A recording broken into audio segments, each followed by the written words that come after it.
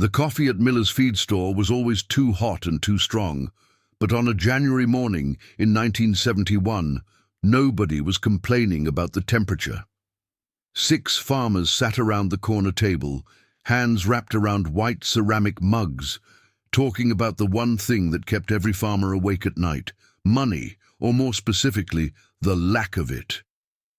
"Banks got me by the throat," Ed Carlson said, stirring his coffee for the 3rd time, even though he didn't take sugar. "Bought that new 4430 2 years ago. Payments are killing me. If I don't have a good year, I don't know what I'm going to do." Heads nodded around the table. They all knew the feeling: equipment payments, land payments, input costs climbing every season. It was a treadmill that never stopped. And if you stumbled, if you had one bad year, the bank took everything. "That's farming now," someone said. "Got to spend money to make money." "Got to have the right equipment," another added. "Can't compete with old junk." And that's when Jack Morrison spoke up. "Paid off my land note yesterday," he said quietly. The table went silent. 6 men stopped mid-sip and stared at him. "What?" Ed said. "Paid off my farm, 360 acres, free and clear. Made my last payment to First National yesterday afternoon." Ed Carlson actually laughed. Not a nice laugh. The kind that had an edge to it. "Jack, you've been farming that place for what, 9 years? No way you paid it off already." "I've been at it 15 years and I'm not even halfway done." Jack took a sip of his coffee. 9 years, 2 months. Bought it in December of '61. Another farmer, Pete Sykes, leaned forward. "How much did you put down?" 20%, same as most of you. "And you're telling us you paid off a 360-acre farm in 9 years?" Pete's voice had skepticism written all over it. "I am." Ed shook his head. "That's impossible. Unless you inherited money or had some kind of windfall, there's no way to pay off that much debt that fast on farming income alone. Not in this economy." Jack set his coffee down. "I did it by not spending money I didn't have." "What's that supposed to mean?" "Means I kept my costs low, real low, didn't buy equipment I couldn't afford, didn't expand before I was ready. Just focused on one thing, paying down that principal as fast as I could." Ed laughed again. "You're still running that old Farmall, aren't you? That piece of junk from the '40s? 1948 Farmall M runs fine." "That's exactly my point," Ed said, warming up now, playing to the audience. "You're trying to farm modern acreage with antique equipment. You might have paid off your farm, but I guarantee you're making half what the rest of us are making. You're working twice as hard for half the money."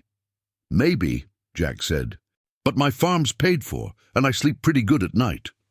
The conversation moved on after that, but the damage was done.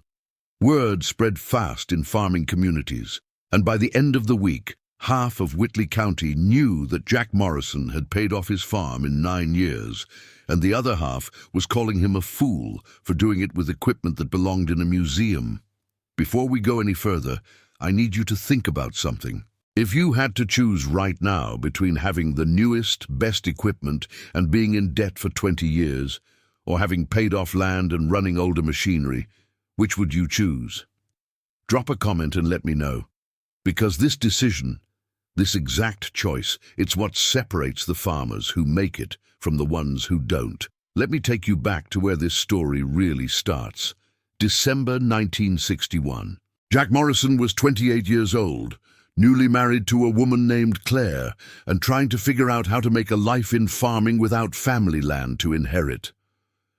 His father had been a mechanic, not a farmer, and Jack had learned agriculture the hard way, by working for other men, by saving every penny he made, by watching and learning and planning. When the Henderson farm came up for sale, 360 acres of decent ground about 6 miles outside of Whitley, Jack saw his chance. The asking price was $48,000, a fortune in 1961. He had $9,000 saved up, almost 20%, and First National Bank agreed to finance the rest at 6.25% over 30 years. 30 years, Claire had said when they sat at their kitchen table doing the math. "We'll be 58 years old when this is paid off." "If we make the minimum payments," Jack had said. "But we're not going to make the minimum payments." She'd looked at him.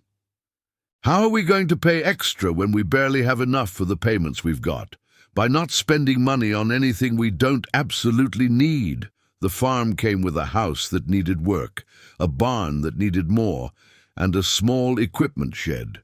No tractor, no implements, nothing to farm with. Most young farmers in Jack's position would have gone right back to the bank, taken out an equipment loan, bought a new tractor and all the implements they'd need to work the ground. It's what the bank expected, it's what the implement dealers encouraged, it's what everyone did. Jack did something different.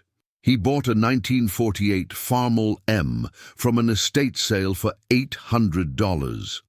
It was red once, though the paint had faded to a dull orange-pink in places. It had a wide front end, a 4-cylinder engine, and about 3,000 hours on the meter.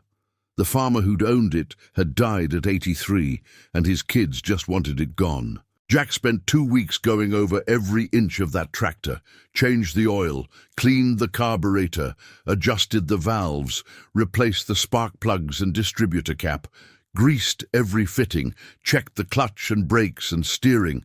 When he was done, it ran smooth and strong. Then he started hitting farm auctions, buying used implements, a 2-bottom plow for $150, a disc harrow for $200, a grain drill for $300, a hay rake for $75. Everything used, everything at least 10 years old, everything cheap. By spring of 1962, Jack had spent less than $2,000 on equipment, and he was ready to farm. His neighbors thought he was crazy. "You can't make money with that junk," they told him. "You'll work yourself to death," they said. "That tractor's older than you are," they laughed. Jack didn't argue with them, just went to work. That first year, Jack planted 200 acres of wheat and 160 of soybeans. He did all his own field work, all his own maintenance, all his own repairs. When something broke, he fixed it. When something wore out, he rebuilt it. The Farmall M pulled the plow, pulled the disc, pulled the drill, pulled the combine he'd rented from a neighbor. It wasn't fast. It wasn't powerful by modern standards, but it was reliable, and it was paid for.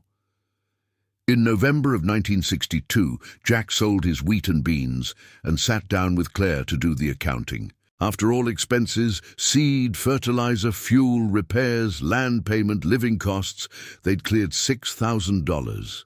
$6,000 that didn't have to go to an equipment payment. "We could buy a lot with $6,000, Claire had said. "We could," Jack agreed, "or we could put it toward the land." They put $5,000 toward the principal on their farm loan. In 1 year, Jack had paid down more of his mortgage than most farmers paid in 5. By 1964, people started asking questions. How was Jack Morrison making it work when other young farmers were struggling? How was he covering his acres with equipment that should have been retired 10 years ago? How was he staying profitable when input costs kept climbing and crop prices kept bouncing around? The answer was simple, even if people didn't want to hear it. Jack had almost no overhead. His equipment was paid for. When it needed work, he did the work himself. When it needed parts, he scrounged salvage yards and estate sales and found what he needed for pennies on the dollar. His fuel costs were lower because the Farmall's smaller engine burned less diesel. His insurance was cheaper because his equipment had no value to insure. Every dollar Jack made from his crops was a dollar he could keep or invest or put toward his land. He wasn't sending $500 a month to John Deere. He wasn't paying interest on a $15,000 equipment loan. He wasn't trapped in the endless cycle of upgrade and replace that kept most farmers in debt. He was free in a way most farmers never experienced, and with that freedom came speed. 1965. Another $4,000 toward the principal. 1966. $3,500 toward the principal. 1967. $5,000 toward the principal.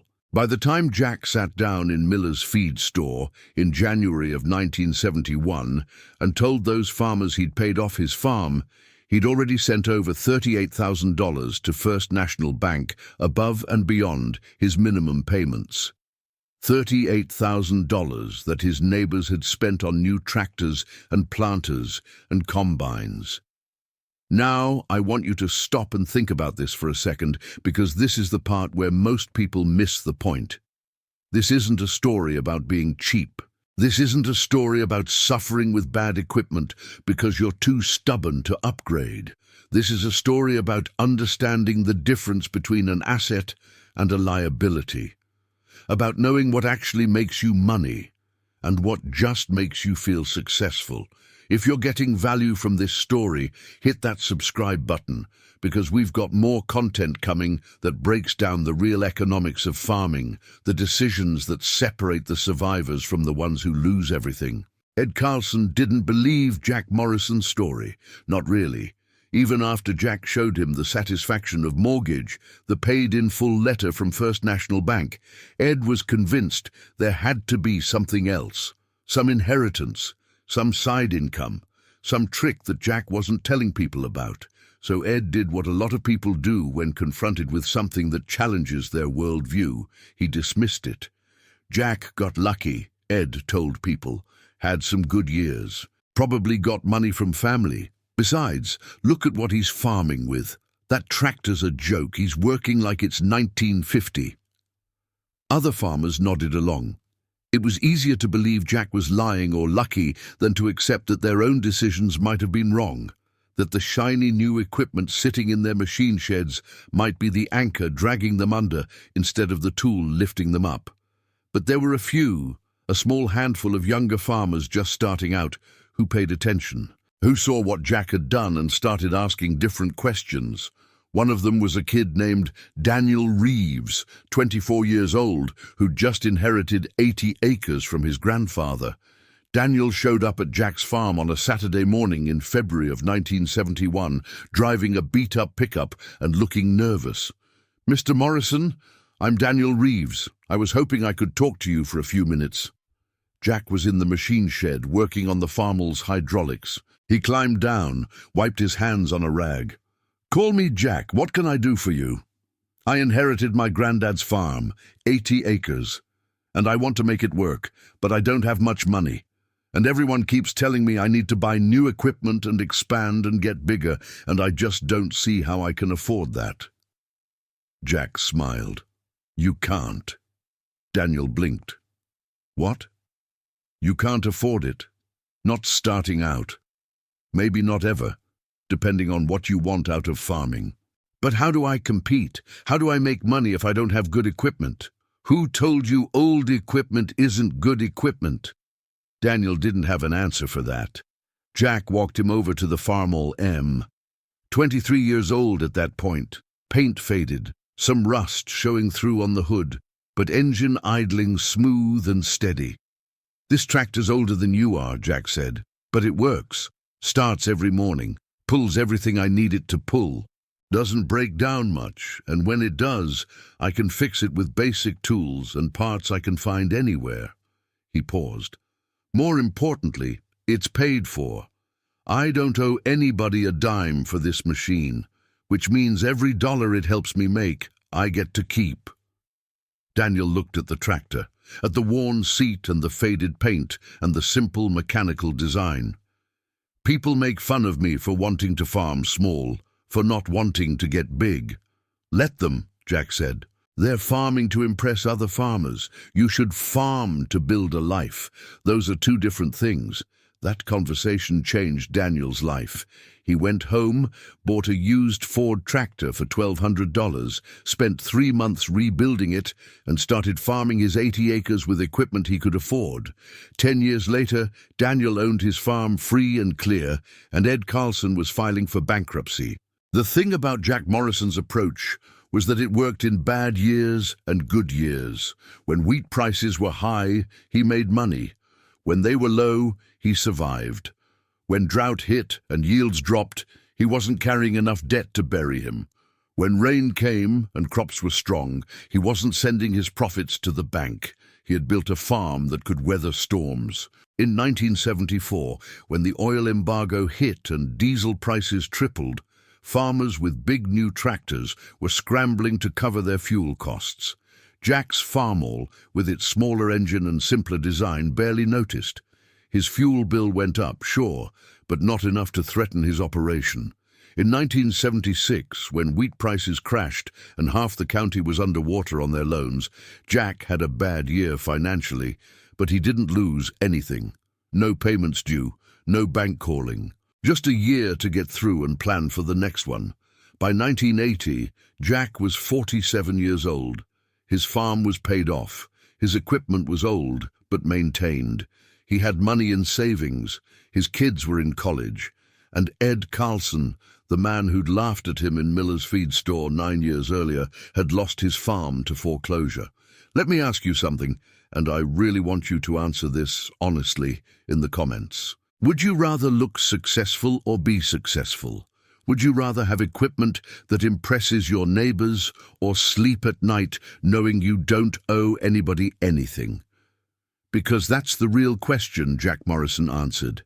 And it's the question every farmer, every business owner, every person trying to build something has to answer for themselves. The Farmall M finally gave out in 1983. Not catastrophically. It didn't throw a rod or crack a block.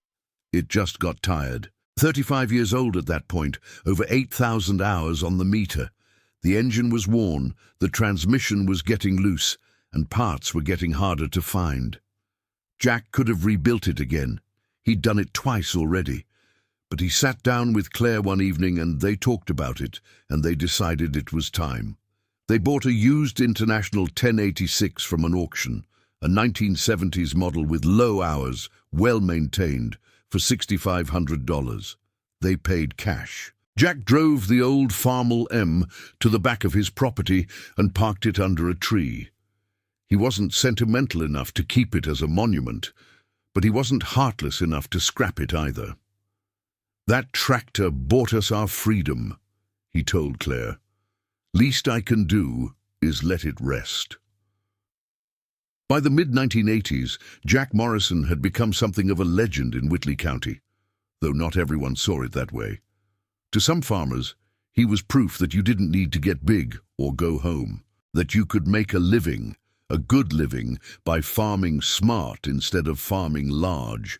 To others, he was an anomaly, a guy who got lucky with timing and weather and crop prices, someone whose approach worked for him but couldn't be replicated. But to the younger generation, the farmers who were just starting out or trying to survive in an industry that seemed designed to eliminate small operators, Jack was something else. He was hope. Because if Jack Morrison could pay off a farm in 9 years with a tractor older than most of the people reading this story, then maybe the game wasn't rigged. Maybe there was still a way to build something sustainable. Maybe you didn't have to sell your soul to the bank and the equipment dealer and the input suppliers. Maybe you could do it your own way. Jack retired from active farming in 1995 at the age of 62. He leased his land to Daniel Reeves, the young man who'd shown up at his farm 24 years earlier looking for advice. Daniel was running 240 acres by then, all of it paid for, farming with equipment that was efficient but not extravagant. Jack spent his retirement working part-time at the local co-op, helping young farmers with equipment maintenance and repair, teaching them what he'd learned, showing them that a wrench and some knowledge could save you thousands of dollars in mechanic bills. He never got rich, never expanded to thousands of acres, never had the biggest tractor or the newest combine. But he'd done something most farmers never do. He'd built a farm that nobody could take away from him. In 2003, the local Farm Bureau invited Jack to speak at their annual meeting. He wasn't much for public speaking, but Claire convinced him to do it, and on a cold February evening, Jack stood in front of 200 farmers and told his story. He talked about buying that Farmall M for $800, about being laughed at in feed stores and implement dealerships, about making the choice to prioritize ownership over appearance, about paying off his farm while his neighbors were still servicing debt. When he finished, the room was quiet for a moment. Then a young farmer in the back row raised his hand. "Mr. Morrison, I've got a question. If you were starting out today, would you do the same thing?" Jack thought about it. "Depends on what you want. If you want to impress people, buy the newest, biggest equipment you can finance. If you want to sleep at night and actually own what you work, buy what you can afford, take care of it, and put everything else toward your land." Another hand went up. "But don't you need modern equipment to compete?" "Compete with who?" Jack asked. "The guy farming 5,000 acres. You're never going to outproduce him, but you can out-survive him. Because when prices drop, or weather turns bad, or the bank gets nervous, the guy with no debt is the guy who makes it through."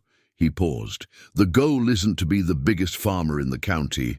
The goal is to still be farming when the biggest farmer in the county sells out. If you've made it this far in this story, I want you to do something for me. I want you to subscribe to this channel if you haven't already, and I want you to share this video with someone who needs to hear it. Someone who's feeling the pressure to spend money they don't have.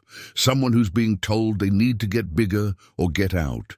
Someone who needs to know there's another way, because this story isn't just about farming. It's about debt and freedom, and the choices we make about what really matters. Jack Morrison passed away in 2017 at the age of 84.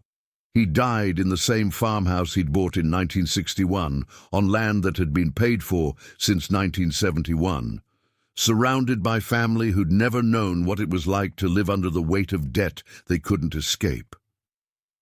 At his funeral, Daniel Reeves stood up to speak. "Jack Morrison taught me that there's a difference between farming and running a farming business," Daniel said.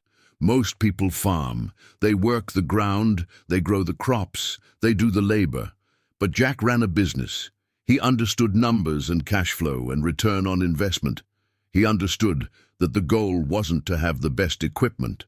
The goal was to own your land and control your destiny." Daniel paused, looked out at the crowd. Jack paid off his farm 10 times faster than anyone thought possible, not because he worked harder than everyone else, though he worked plenty hard, but because he refused to confuse spending with investing, refused to confuse looking successful with being successful. After the funeral, they took Jack's ashes out to his farm, to the back 40, where the old Farmall M still sat under that tree, rusted and weathered and forgotten by everyone except the man who'd understood what it really represented. They scattered his ashes there, in the dirt he'd owned free and clear for 46 years. And if you'd been standing there in the evening light, you might have thought you could hear the faint sound of an old tractor engine turning over smooth and steady one more time. The lesson Jack Morrison taught isn't complicated. It's not some secret formula or complex financial strategy. It's simple enough that I can say it in one sentence. You can't build wealth by borrowing money to buy things that lose value. That's it. That's the whole thing. Every dollar you send to a bank in equipment payments is a dollar you're not sending to the bank to pay off your land. Every machine you buy on credit is another chain connecting you to a system designed to keep you working, but never quite owning. Jack understood that. He understood that the path to freedom wasn't through bigger and newer and more. It was through paid off and maintained and sufficient. He understood that the neighbors who laughed at his old Farmall were measuring success by the wrong metrics. They were measuring by appearance and perception and status. He was measuring by ownership and freedom and sustainability. And in the end, only one of those metrics mattered. So let me leave you with this. What are you farming for? Are you farming to impress other farmers? To have the biggest operation in the county? To run the newest equipment? Or are you farming to build something you actually own? Something nobody can take away from you? Something you can pass down to your kids without burying them in debt? because those are different goals, and they require different strategies. Jack Morrison chose ownership, chose freedom, chose sustainability. And while his neighbors were making payments, he was making progress. While they were upgrading equipment, he was paying down principal. While they were impressing people at the coffee shop, he was building equity. And in the end, when the dust settled and the decades passed, Jack Morrison was one of the last ones standing. Not because he had the best equipment, but because he understood what actually mattered. Drop a comment below and tell me, would you have had the discipline to farm like Jack Morrison? Could you handle being called a fool for making smart financial decisions? And what's one thing you're spending money on right now that's keeping you from owning what you work? I'll see you in the next one.